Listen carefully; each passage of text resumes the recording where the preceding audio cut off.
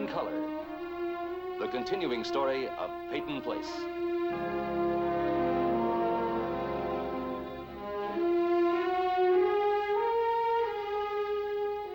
Starring Dorothy Malone as Constance Mackenzie, Ed Nelson as Michael Rossi, Ryan O'Neal as Rodney Harrington, Barbara Parkins as Betty Anderson, Tim O'Connor as Elliot Carson, Christopher Connolly as Norman Harrington, Patricia Morrow as Rita Harrington, James Douglas as Stephen Cord.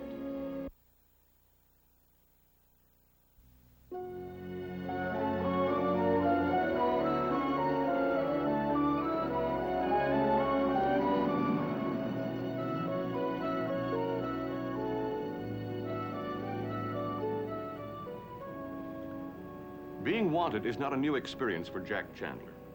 Half his life has been spent running from something or someone. But now he finds himself the pursuer as well as the pursued. His niece, Rachel Wells, made it clear when she ran away from his farm last night she will never accept his obsessive desire for her. Reacting like a wounded animal to Rachel's last act of rejection, Chandler charges after her.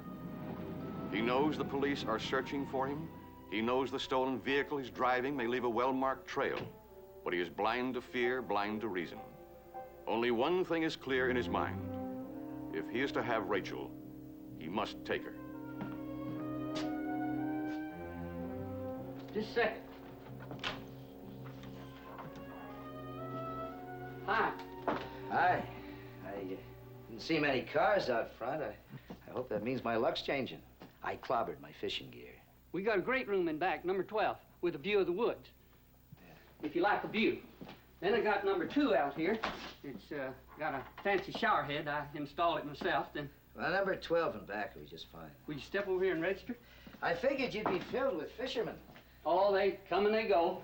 Listen, I had an accident a while ago, just one of those days. I broke my fishing rod. Now, how about that? Well, there's a fishing shop downtown, just about 10 miles down the road. Well, you wouldn't know a private party I could buy the rod from, do you? You know, some amateur from New York. Man, we really get 'em. We really get 'em. They probably come up here with a whole arsenal. Now, you got the real picture. They walk through that door with a department store sticking out of every pocket. It's all I can do to keep from busting out laughing. Yeah, I aim to cut across the woods. I know every stick of this country. I know a little place that hardly anybody knows about, a little place that I can pull out the limit in Rainbow, big fat Rainbow. You must have a rod somewhere.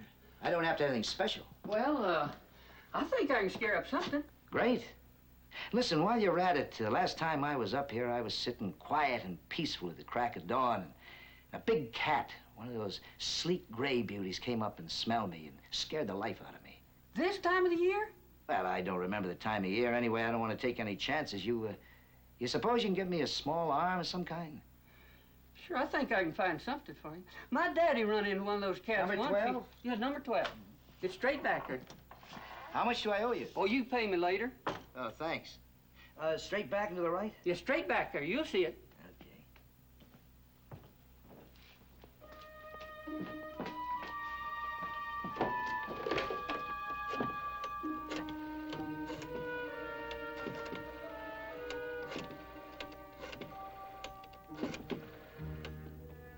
Highway Patrol. Al?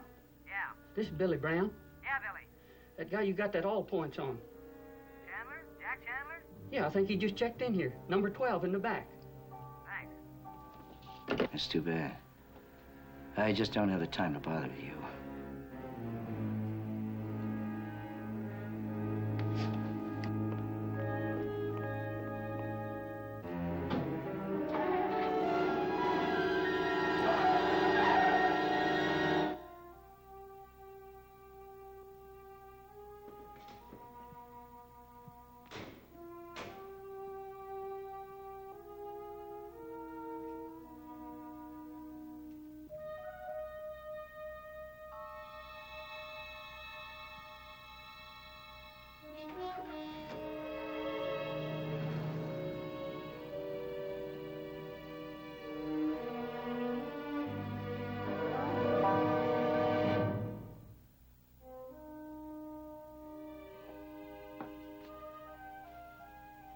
Did they find Chandler? No.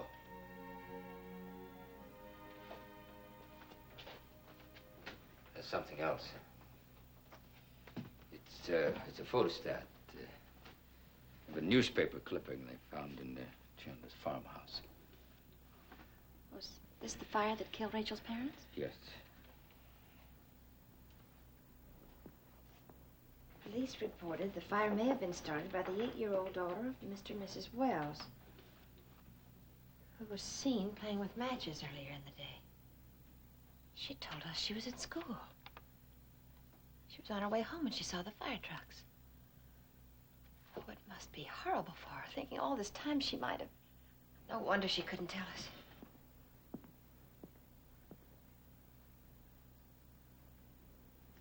She couldn't, Elliot. What else is there? Well, you know the railroad tracks that Rachel said Chandler stopped. Wait a minute.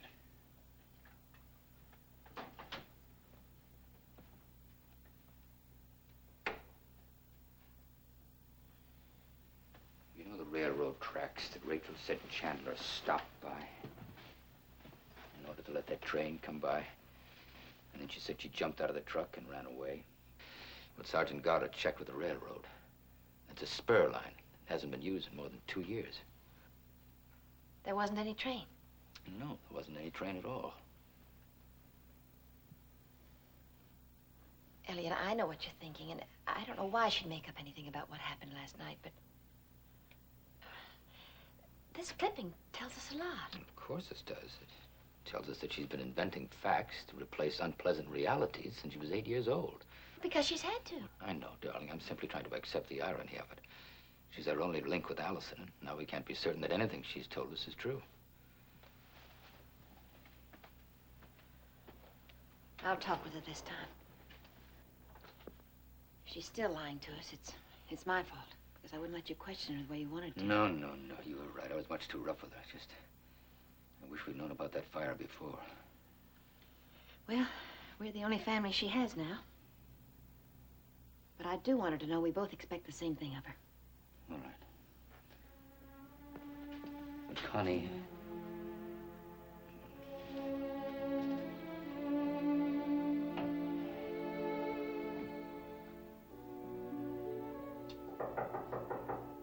Rachel?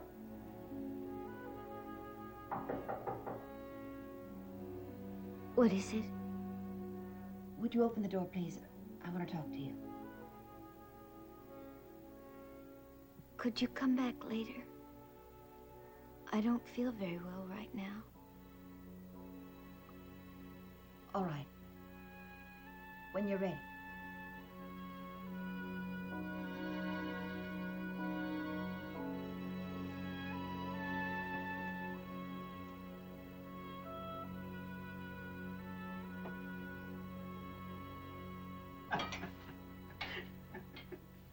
Stephen, I really don't think it's all that funny. Oh, but it is. Oh, Stephen.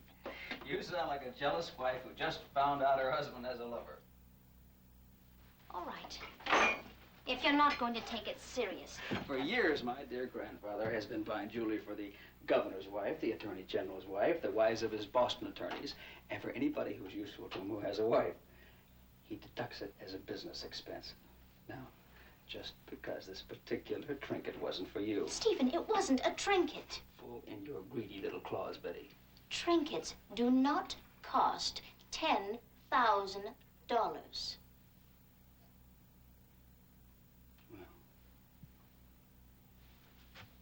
$10,000 does take a piece of jewelry out of the trinket category. Yes. What did he say about the person who was to receive the gift? Nothing. What makes you think it was a romance? Price? Well, it could be a bribe. Now, why would he be bribing a woman? A young woman? Young? That's why he wanted me to help him pick it out. He said he wanted something that would appeal to a young woman and that he felt his taste was too old-fashioned. Well, did he give the jeweler an address to send it to? No, he didn't want it sent. Mr. Grayson put it into a leather box and left it.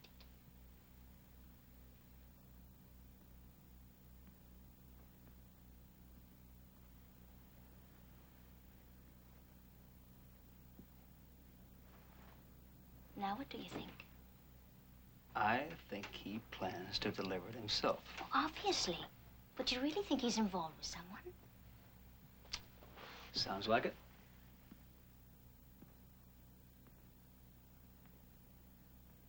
Stephen, what are you going to do? What am I gonna do? That's exactly what Peyton wants to know. You know, I'm sure he knew you'd come running to me with this information. What if he's really failing? I mean, really. That fine, honed razor's edge of his mind might be wearing down, getting dull.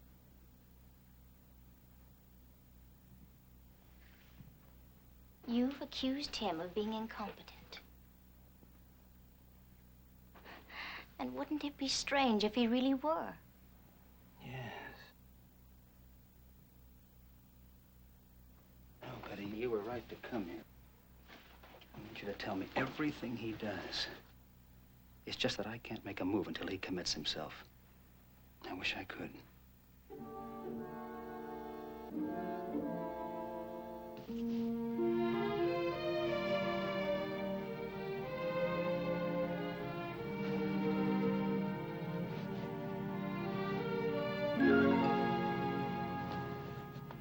I'm really not late. It's just that you set your watch up 15 minutes. That way you can close the garage room. And then you walk around being bugged because everybody else is late. I just got here myself, Big Mouth. Oh. You about ready to go? I haven't got anything else better to do. Okay, let's go.